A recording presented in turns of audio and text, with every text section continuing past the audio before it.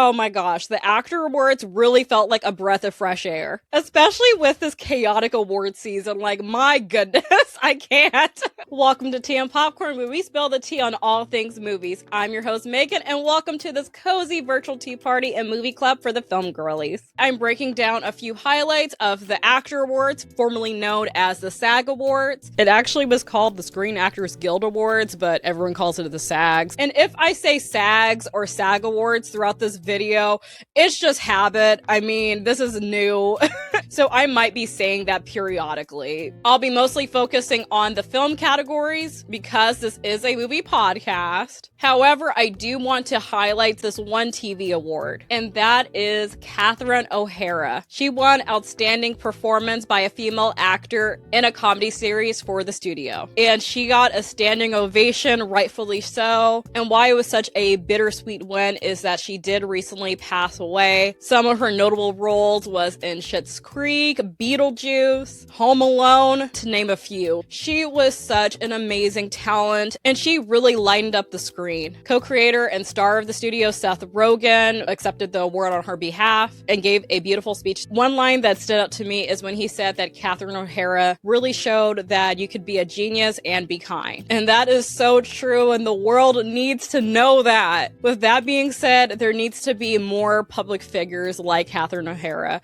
So that was absolutely beautiful. Harrison Ford also won the Lifetime Achievement Award. Woody Harrelson presented the award. I thought his speech and dedication was pretty funny. It was really giving the energy of like, hey, that's the homie, let me roast you a little bit. Even though it was long-winded, I thought it was cute. And yeah, Harrison Ford has had such an amazing film career. He truly is an icon and a living legend. And he made it clear that he is still working, so go on. So a little bit of a background of the actor awards, just to give a little bit of context. This is put on by SAG-AFTRA, which is the Screen Actors Guild. And the cool thing about this award ceremony is actors voting for other actors. So it's people within the Screen Actors Guild voting for other people that are in the Screen Actors Guild for performances that happened within the past year. So the award ceremony, even though it's formal, it kind of gives a casual vibe. It actually feels a little bit more personable than the Golden Globes, which I did do a couple videos on. But the vibe just felt mellow. It didn't really feel super competitive. It felt playful. And it was a very quick ceremony for the most part, which I liked because I wasn't trying to stay up all night. Speaking of that, y'all don't have to be here all day. Let's go into these movie awards. There was actually an award for Stunt Ensemble, which wasn't in the main broadcast, but I thought I'd mention it anyway. The films nominated for Stunt Ensemble were F1, Frankenstein, Mission Impossible Final Reckoning, One Battle After Another, and Sinners. Mission Impossible Final Reckoning won, which is unsurprising because the Mission Impossible movies are known for crazy stunts. So congrats. The nominees for Outstanding Performance by a Female Actor in a Supporting Role are Odessa Zion for Marty Supreme, Ariana Grande for Wicked for Good, Amy Madigan for Weapons, Wami Masaku for Sinners, and Tiana Taylor for One Battle After Another. And Amy Madigan won. I love this so much. You know what's really awesome about Amy Madigan winning is she actually did the Weapons run on her way to accept the award. She's in on the bit. I just love it. And she sees the online discourse about how people want to be friends of Gladys, and she doesn't get it, but whatever. Here we are. If you watched my award season series thus far, you know that I really loved Amy Madigan's performance. Weapons was one of my favorite films of 2025. Happy that horror performances are starting to get recognition, especially in these awards circles. Amy Madigan also won the Critics' Choice Award, and she's nominated for an Oscar as well. And her winning the SAG does increase her chances of possibly winning an Oscar. So I'm very happy for this win. I would have also been happy if Wami Masaku won, but this is just really great for horror movie fans. For Outstanding Performance by a Male Actor in a Supporting Role, the nominees are Miles Catton for Sinners. I don't know what it is with black people, but we're saying his name Miles Canton. It's Miles Caton. Oh my gosh, I love us so much. Benicio del Toro for One Battle After Another, Jacob Elordi for Frankenstein, Paul Mescal for Hamnet, and Sean Penn for One Battle After Another. And Sean Penn won. And he wasn't there to accept his award, but I thought his performance was scary and fantastic, and I wouldn't be surprised if he won the Oscar. Next, we have Outstanding Performance by a Female Actor in a Leading Role. The nominees are Jessie Buckley for Hamnet, Rose Byrne for If I Had Legs, I'd Kick You, Kate Hudson for Song Sung Blue, Chase Infinity for One Battle After Another, and Emma Stone for Begonia. And Jessie Buckley won. I say this in almost freaking every video. This woman is sweeping award season. I knew she was going to win. She did such a great job at Hamnet. I cannot stop thinking about her performance, and I will do a review in a future video, so look out for that. And with that being said, I'll give you a friendly reminder to please subscribe and give this video a like if you like the vibe so far. Anyway, let's go to Outstanding Performance by a Male in a Leading Role. The nominees are Timothée Chalamet for Marty Supreme, Leonardo DiCaprio for One Battle After Another, Ethan Hawke for Blue Moon, Michael B. Jordan for Sinners, and Jesse Plemons for Begonia. My man,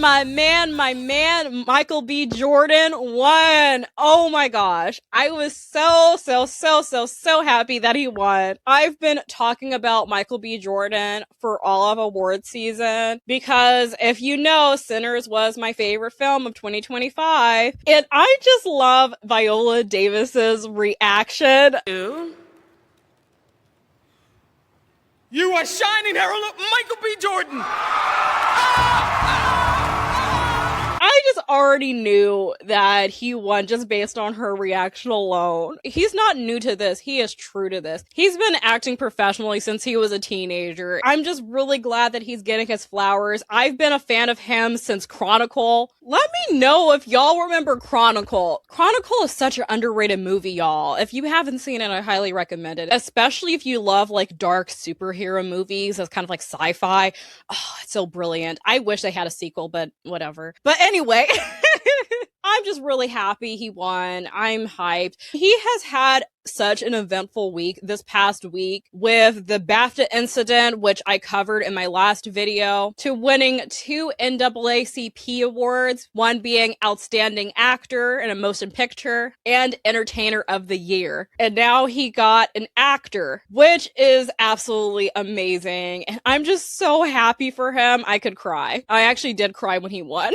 I'm a crier, y'all, and it's almost that time of the month, so please forgive me for being emotional. Hey, we're film girlies. I'm comfortable around y'all. And the final award of the evening was for Cast in a Motion Picture. And the nominees are Frankenstein, Hamnet, Marty Supreme, One Battle After Another, and Sinners. And that was the big award for the evening. Samuel L. Jackson presented the award, and he was hyped. Needless to say, Sinners won. You know, I love how the internet is just loving when Black people present an award and they know when another Black person has won because they can't contain their excitement.